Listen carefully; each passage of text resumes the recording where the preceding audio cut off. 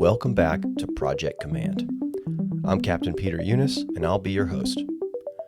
On today's episode, I'm going to answer all of your questions about AI. But first, if you're enjoying this podcast, it really helps us if you like, follow, or share this episode or any episode with a friend. Remember that every share helps more fire service professionals learn the skills and mindset to deliver stronger, smarter projects. Now, let's get to the episode. Hey everyone, welcome back. Thanks for being here. So on today's episode, what I wanted to do is take all of the questions that everyone has submitted, either through our email, projectcommandpodcast@gmail.com, or to me on LinkedIn, or just the ones that I've been asked recently. So take all those questions about AI, and I'm just going to answer as many of them as I possibly can. Now, this episode builds off of the previous episodes that I've done on my AI in the fire service series. So we've done several episodes now. We've got ChatGPT for firefighters, ChatGPT for fire chiefs, ChatGPT for fire training officers, ChatGPT for fire service grant writing. And so this is going to be kind of just a way for me to, in one episode, hammer out as many questions as I possibly can. All right, so with that being said, let's just jump right in because we got a lot to get to. Okay, the first question is, should I pay for the premium ChatGPT or Grok subscription, or should I just stick with the free version? Now, this is a question I get a lot, and okay, so here's how I would answer that. So first of all, I do have the paid version of ChatGPT, and I've considered getting the paid version rather of Grok. But I don't necessarily think that you need to get it, certainly not right away, like especially if you're kind of new to AI and you're just kind of getting your feet underneath you, trying to figure out how to use it. I don't think it's necessary just yet. It's not, I wouldn't say it's inexpensive. It's $30 a month for the ChatGPT paid version, and I think it's $40 a month for the Grok paid version. So I definitely would just pick one, that's for sure, unless you're like a real AI nut like myself. So what do you get with the paid version? So with a lot of these models, you'll have a limited number of interactions that you can have. I guess that's the right way to describe it. So, you go into ChatGPT and you ask it a question or have it produce something or whatever. You have a limited number of those with the free version. And you're also going to be using a slightly older model. So every so often, I guess it's like 4, 5, 6 months, OpenAI, which is the parent company of ChatGPT, will release a new version of their software, and it'll have, updates that fix bugs and, create a better user experience, or, the outputs are better or whatever. And so if you're using the free version, you're using one version back. So let me check right now. Let me look at my phone and see what's the most latest version of, or the latest version of ChatGPT. So the latest version is 5.2. And so if you're using the free version, I would imagine it's 5.1. And so, you're going to get less interactions, which is really not a big deal. Because if you're just using it for basic stuff and you run out of, free ChatGPT interactions, you can just go over to Grok and use that. And if you run out of that, you can just go over to Gemini. So I have 4 or 5 different AI models, LLMs on my phone. I have ChatGPT, Grok, Gemini, and is there anything else I have? That might be it. So, and I kind of bounce between those for different things. I like to use them for different things, but I don't want to go off topic here. So, all right. So I guess my summary on that would be, if you're just getting started with AI and you want to figure out how to use it and if it's for you and all that kind of stuff, I would just say start with the free version, but get multiple LLMs, like download Grok, download ChatGPT, and download Gemini. That's a good start. And then if you find that you're regularly running into that, you're out of prompts for the day or whatever, then, maybe consider going with the paid version. Okay, next question. How do I encourage more of my employees to use artificial intelligence to improve efficiency? So this is a great question. This is a big one, really. And so there's a couple of different parts to this. The first thing I would say is, especially in the fire service, there's a lot of confusion about what you're allowed to use AI for. And so most departments will have policies, and the last sentence of the policy is, failure to follow this policy could result in, punishments up to and including termination or whatever. And when people read that, that's pretty intimidating. And so I think that will, kind of scare some people off. So I would say if you want more people to use AI, the very first thing that you need to do is clarify what is allowed and what's not, so that people have a really good sense of where the lines and where the boundaries are. So that's step one. That's a big barrier. So take that barrier away and encourage people to explore AI and encourage them to do it with with the knowledge that you support this. And then beyond that, the thing that's interesting about AI is once you get started with AI, you don't really need a lot of formal education in it. And and I'm saying that as someone who went out and got some formal education in AI. But the truth is, once you experiment with AI and you get in there and you say, whatever, hey, you take a picture of your pantry and you say, hey, this is what I got. What can I make with these ingredients or whatever? Once you start experimenting with it, it's kind of intuitive and you figure it out. And of course, you can always ask ChatGPT or AI to explain how you can use it. So the real trick is, how do you get people started? And once they get started, they're gonna pick it up on their own. They're gonna see the value in it. So, reduce the barriers, take away that kind of fear associated with it. Look, this is not cheating. You're not gonna get in trouble. Here's the boundaries, and you do need to set clear boundaries. You don't want people to use it for strategic decision making. You need to make sure that it doesn't have any biases in it when you're using it, things like that. But once you've set those clear boundaries, ideally in a policy, a very easy to understand policy, then you just need to encourage people to give it a shot and use it. So, that's kind of my high level summary on that. Don't feel like you need to put together these great big elaborate training plans or put on classes for it or anything like that. Take away the barriers and encourage people to get out there and kind of explore it on their own. Okay, so the next question. If I'm using AI to assist me with high-level decision-making and I want to understand how it reached an answer, how can I do that? Great question. And the reason I really like this question is because there are a handful of things that you can use AI for that it's so important to understand how it reached its conclusions. One of the big ones is data aggregation. So for example, if you were to upload an Excel table into an AI model, and then you said, hey, help me draw some high level conclusions from this data, it would be really important to understand what its core assumptions are. So let me take this question in a couple different parts. If you're using sort of an everyday AI model like ChatGPT or Gemini or whatever, there are some ways to do this, but they're going to be a little less accurate. And so here's what I mean by that. If you were to say, here's an Excel table, I want you to draw some high level conclusions from this. Then I want you to list all of the core assumptions that you made. Now that's really, really important, because a lot of times, what you have to understand about these AI models is they're never going to say, you know what, I don't have any idea, I can't answer that. They're never going to say that. They're always going to give you an answer. And sometimes that answer is based off of poor assumptions. So, for example, maybe you upload a table with your response times, and one of the fields is R1, and that stands for Rescue 1. Now, maybe Rescue 1 is a heavy rescue, but ChatGPT thinks that it's an ambulance, and so it'll factor that into your response times. Well, that's not right, and that could skew the data.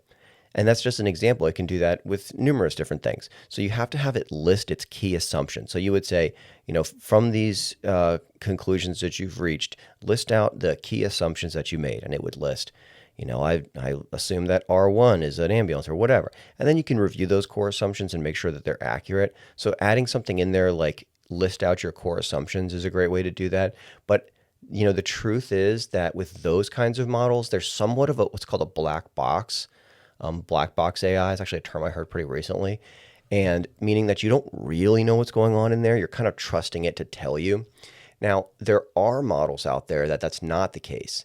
IBM Watson is a really good example of that. And there's other ones like this where there's actually like a dashboard where you can see all of the different, charts or like how it reached a conclusion. So it might say like, these are the keywords that I used, or this is the analysis of the data that I used. And it's a lot more transparent. So what I've been recommending recently is find an AI model if you're going to use it for, that kind of stuff and you want a higher level of transparency. Probably move away from ChatGPT and Gemini and things like that and move more towards like an IBM Watson type. And what you can even do is ask for a list, ask whatever AI model you're using for a list of the most transparent AI LLMs or AI apps that you can get, and it'll list them off. And IBM's going to be one. IBM Watson will be one of them. And what I would then do is, like, let's say you have it analyze data and you want to have some transparency and show how it reached that result. You go into that dashboard, you have it show its work, and then you're going to export that or copy paste it somehow into a document, and then you save it with the title of the query plus the date and any other information. And that way you can keep a log in case you ever want to show, hey, this is what I put in, this is the prompt I gave, this is the answer I got, and here's the behind the scenes analytics to how it reached that conclusion. I think at this stage in the AI game, that's probably the most transparent you're going to get. So that's what I would recommend if you need a higher level of transparency. And if you're looking for just like, you just want to check its work and you don't necessarily, need a super high level of transparency, you can always just ask the model, hey, what were the factors you used to reach that decision, and list any core assumptions that you made. Okay. Next question. Will AI ever lie to me? So AI, I don't know if we can call it lying, but it does have what's called hallucinations, where it just can sometimes just make stuff up. So there's there's some of the famous cases you hear where a lawyer will use ChatGPT to put together an argument to, go before a judge with or whatever. And it'll be a totally made up case law. It'll be, Thomas versus, Jefferson or whatever. And it's like, this is the case I'm going to cite. And it's like, well, that's not even a real case. And obviously they look really foolish and all that sort of stuff. And again, this goes back to the priority of AI. It's never going to go, you know what, the thing you're asking me for doesn't exist, and I don't really have anything to give you, so, sorry, what's your next question? It's never going to say something like that. It's always going to prioritize giving you an answer. And so it's not that it's like intentionally deceiving you, although, maybe it will. I mean, in the future, that's kind of how Skynet and Terminator started, frankly. But at this stage in the game, my experience is that it will prioritize giving you an answer, and because of that, it will sometimes just cite stuff that's not true. And so you have to know that, because one of the most dangerous things I see is people just taking everything AI says as though it's gospel and not checking behind it and just assuming like, okay, this is a super brain, so if it says it, it must be accurate. And they sort of replace their own judgment with AI's. And that's no good. And the other thing to keep in mind there is that the way AI reaches its conclusions are through pattern recognition. So, it's not that it's using necessarily like advanced logic. It's just, these large language models, the large part of the language model kind of gives the game away, is that these things are trained on large amounts of data, and they look for patterns in that data. Like, hey, when I'm giving a weather report, I always give location, then the weather. And so if you ask it for a weather report, it will give location followed by the weather. And it does that because that's the pattern that it has recognized. And so maybe if you're dealing with a unique situation or a novel situation and there's not a great pattern to fall back on, it's going to run into some issues because it doesn't have that, ability to sort of like rationalize and do advanced logic like a human would. And so it's going to just look for patterns to fall back on. So it's not that it's necessarily lying in this sort of human sense of the word, where it's it's intending to deceive. It's just it doesn't want to say it doesn't know. It's not programmed for that, and it really heavily relies on patterns rather than logic.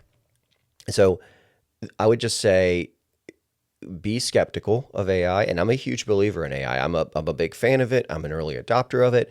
I use it all the time, but I'm always skeptical of it, because if you're not, you can end up in that situation where you're standing before a judge making up case law or whatever. So be skeptical. And last thing I want to say about that, sometimes if it says something and you know it's wrong and you push back, it'll be like, oh yeah, you're right, that's totally made up. And you're like, what? Well, then why'd you say it? So, be skeptical, push back on the AI model if you don't think it's right. And actually, I know I said that's the last thing, but one more thing I'm going to say. One of the things that was recommended to me very early on is if you use AI in a field that you already know about to do something that you already know how to do, that's the best example of, or that's the best use case, because you're going to know if it's feeding you a bunch of garbage versus, let's just say I'm using it to design a rocket ship or whatever. And it says, hey, here's how you design a rocket ship. I'm not going to know it's wrong. I'll just be like, well, yeah, I guess that's probably right because I don't know how to design a rocket ship. But if it's asking me, or if I ask it, hey, explain why, smoothbore nozzles are better than fog nozzles. And it says, well, because smoothbore nozzles have a very broken stream. I'll be like, well, that doesn't make any sense. So it's best to use it in things that you understand already. That way you can kind of sniff out the BS. Is probably the best way to describe that. All right, what else we got here? Oh, here we go. You talk about ChatGPT almost exclusively. Is that because you think ChatGPT is the best model? If not, which one is? Okay, so, when I listed the titles of these, like ChatGPT for fire chiefs or whatever, I focused a lot on ChatGPT because it's the most commonly known, it's the most commonly used by far, by a lot. But that does not mean it's the best one. For some things, it's really good, and for other things, I will almost always go to a different model. So, I'll give you an example. If you're doing anything with images, anything at all, uploading images, asking it to create images, anything, ChatGPT is the worst in my experience. It takes the longest to both upload and for it to create, and you just get in my opinion, a poor quality of image generation. Now, Grok, by way of comparison, is great at images. So if you were to upload, like the maximum number of images you can upload on any of these models is 10. And so if you go into ChatGPT and you try to upload 10 images, it's going to take a really long time for it to both upload and to analyze. Grok, it's almost instantaneous. Gemini is pretty quick too. So, that's just an example of where ChatGPT is certainly not the best. I've also found, and this is just anecdotal. I don't have any kind of like data to back this up. This is just like I use these, 10, 15 times a day and every day, and this is my experience with them. ChatGPT, how do I even put this? It's more cautious with its answers. It seems like it has more parameters in it. So if you're asking it about, an interpretation of something that happened in the news or something like that, it's always very cautious and it hedges its answers a lot. So, it'll put these like long introductions where it'll say, well, this is a complicated question and you got to understand this and you got to understand that. I like Grok for things like that, things that are, I don't know, let's call it a little bit more edgy, because I feel like it's got a lot less barriers and a lot less constraints on it. So ChatGPT is probably my go-to for like everyday stuff. Like if I'm taking my family out to eat and we want to try a Thai place or something, I'll go in and I'll say, hey, review Thai places in Midlothian, Virginia, and find the one that has the highest ratings or whatever. So like if I'm using it as a search engine, and that's a great way to do it. By the way, that's like one of the best things you can do with AI is using it as an advanced search engine because it saves you a lot of time. But if I'm asking like, I don't know, maybe a more heated political question and I don't want a bunch of like equivocating, I just want an answer, I'll probably go with something like Grok. Oh, and one more thing I'll say, I really like Gemini, and I was really down on Gemini in the beginning, but I don't know, they've done a lot of work on it recently.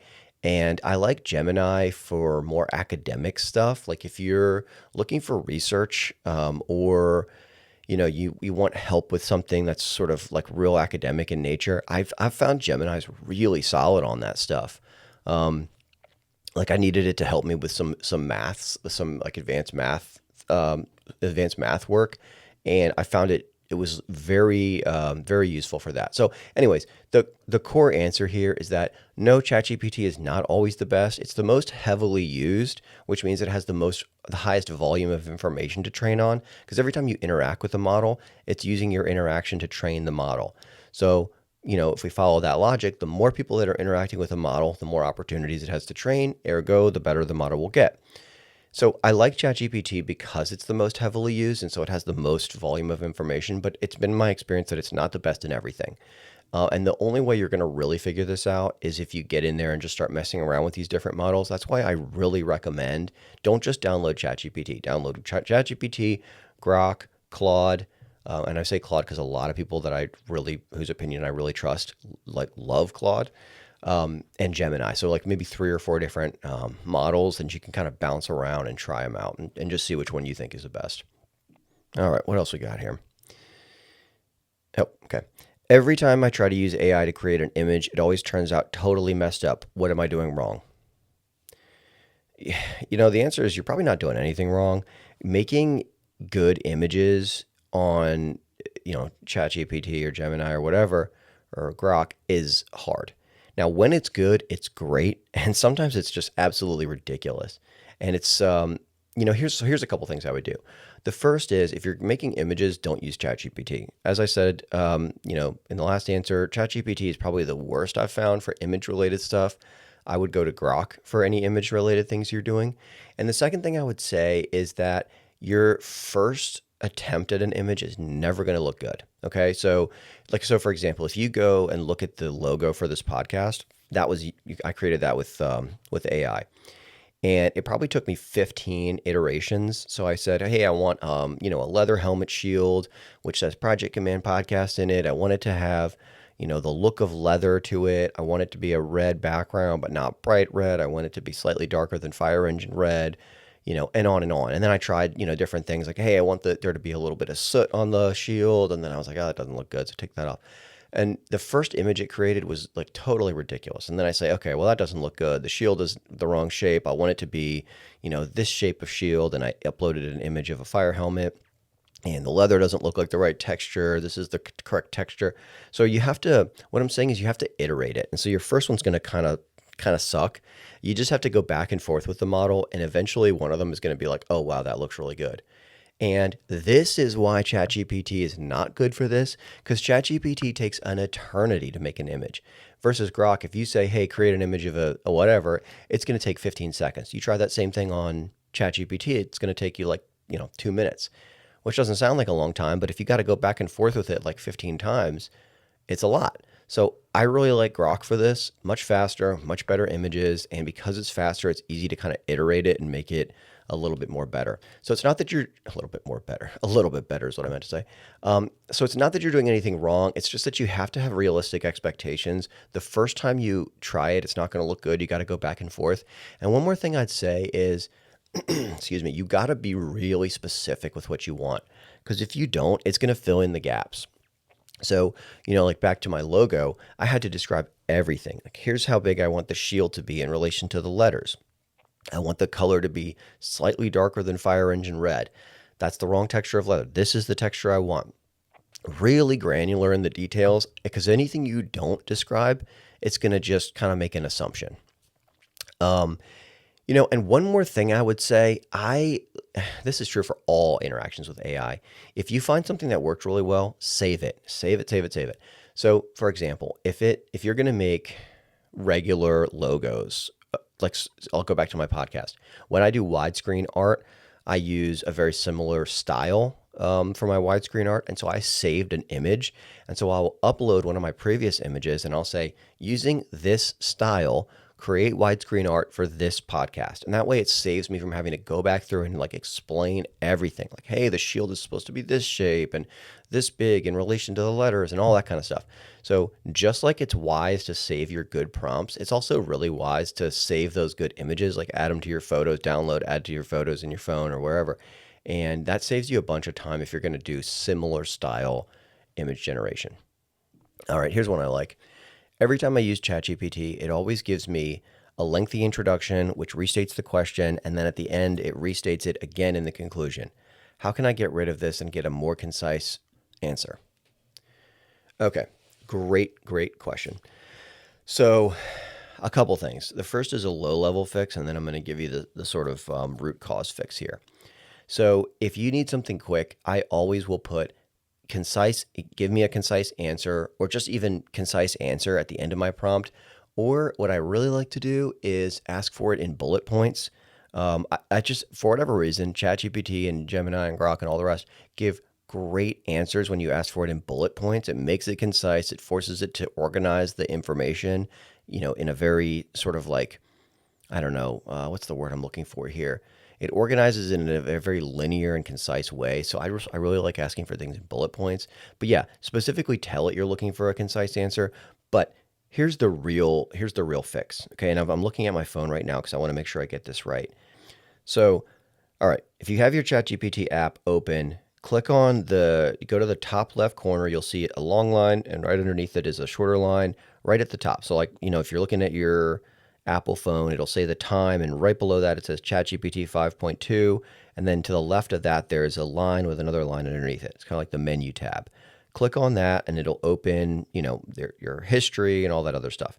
At the very bottom, you'll see a circle with your initials and then your name. Click on that, and then that opens sort of like the settings menu, I guess we could call it. In fact, it is exactly that. It's exactly the settings menu. And then it's the 1, 2, 3, 4, 5, sixth tab down. It says personalization. Click on that. Now, this is an absolute gem when you're using ChatGPT specifically. You have a couple different things you can choose here. When it says base style and tone, I have mine set to professional. Click on that. You can see there's a bunch of different options. I like professional because that's what I use it for, professional stuff typically, and it gives you more concise answers.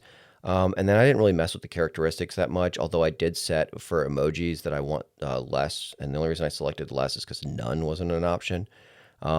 Okay, now here's the real gem though, custom instructions. So I'm just going to read you my custom instructions. It's not that long, and this is what I put in there. Custom instructions: be supportive but strictly honest. Never mislead, exaggerate certainty, or offer false reassurance. Accuracy always comes first. Rules: do not use em dashes. Be concise, clear, and direct. Match my tone. Use bullets or numbered lists when helpful. Avoid filler, fluff, and moralizing. Answer structure: direct answer first. Explanation second. Extra content only if it adds real value. Uncertainty: minimize caveats. State uncertainty plainly when it exists. If multiple interpretations exist, list them briefly and say which is more likely. Defaults: prioritize precision and realism. Assume I want actionable, credible answers. Do not ask follow-up questions unless required to avoid being wrong. And that's it. Those are my custom instructions. And you put those in there, and every single time that it gives you an answer, it is going to use those custom instructions almost like it's its own prompt. And so I'm going to put my custom instructions in the show notes for this episode. So if you like that, just literally just go into my show notes, copy paste that, go into the settings, click on personalization, and paste that into the custom instructions box. And I guarantee you, if you drop that in the personalization tab, you're going to see a difference in your answers immediately, and it's going to be like, wow, that is an absolute game changer. So I cannot recommend using custom instructions strongly enough. Okay, we're running close on time here, so let's do one more. Okay. You spent a lot of time describing the positive aspects and the upsides of using artificial intelligence. What do you see as the downsides? Well, that's a good one. And I like to think I've provided a balanced assessment here, but I guess it's true that I've spent more time talking about the upsides. I can't deny that. And there are downsides. Like we do need to go into this with eyes wide open. There are downsides. So the firefighter analogy that I like, when you're first being trained to use a thermal imaging camera, and they always tell you, don't stare at the thermal imaging camera like it's a windshield in your car. You just use it for the job you're trying to do. So if you're searching a room, and you want to, from the doorway, see if there's any heat signatures in there, you're not going to crawl through the whole hallway staring at nothing but the screen of the tick, because then you don't paint that mental map in your head of like, okay, I turned left and then there was a hallway and then there's a doorway. You only get that mental map if you actually have your hand on the wall and you're crawling and kind of, figuring it out for yourself. If you use the tick to get you in there, you're now completely reliant on the tick.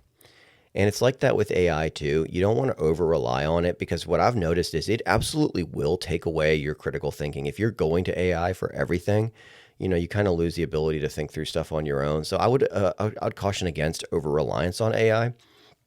And the other thing is, because AI is so, it's like, I mean, it feels like you have like this super brain in your phone. People can tend to over rely on it because they feel like it's never wrong. And that's a real problem, because it absolutely can be wrong. It absolutely can give you answers which are maybe not intentionally misleading, but in practice are misleading. So if you just accept blindly what it tells you, that can get you into some tight spots. And then I think more broadly, I do genuinely have real concerns about AI. I think that it has the potential to be really, really disruptive to our economy. I think in the near future, it's probably going to put a lot of people out of a job. Not everybody, but if you sit in front of a computer all day, I think that you're at real risk of being replaced by AI. And I can remember when they were telling everybody, go learn how to code, and now AI is the best coder out there. And so I do think it can be really disruptive. And so yeah, I don't know what to do about that. I think that it's here, whether we like it or not. It's here. You can't make it go away. It's not going to go away, and so you might as well use it. That's my opinion on it. And but yeah, I think that there's real risks there. I think there's societal risks, there's economic risks, and just like any tool, if you use it wrong, it is potentially dangerous. And so it's important, if you're going to use AI, that you understand its limitations and you understand how to best use it and for your own safety. And so yeah, I do think there's downsides. I guess like the biggest one I would say for the kind of day-to-day use is over reliance on it, and it just being wrong about stuff, not when if you don't fact check things that are important. Oh, and I guess I will say one more thing. AI is not and should not be used as a replacement for your judgment. And I think people say that a lot, but they never really explain why. And here's why. Like I was saying earlier, AI bases a lot of its answers on patterns. And a lot of times, especially in the fire service, we're dealing with situations that, maybe you've seen something kind of like it, but every situation is different. And there isn't necessarily like a good pattern to draw on, because it's a novel situation, or there's a novel element to it, or there's a deeply human element. And because AI relies so heavily on patterns, it's not really good at picking those things up.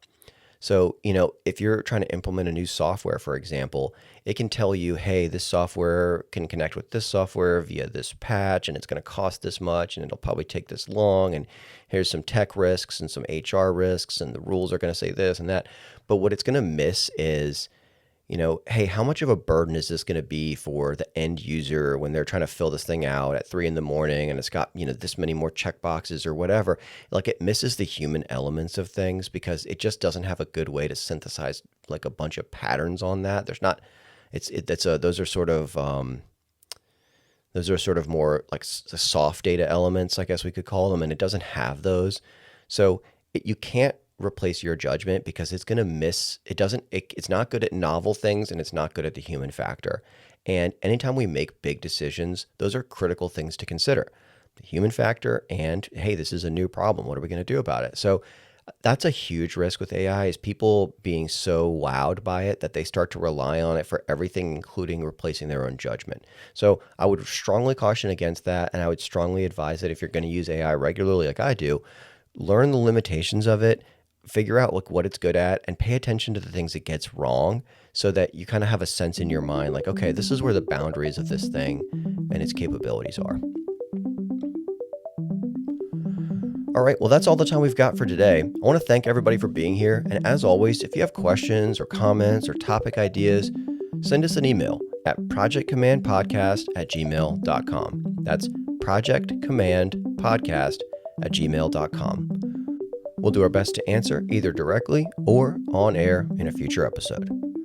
I'm Captain Peter Eunice, and this has been Project Command, bringing command level thinking to every project in the fire service.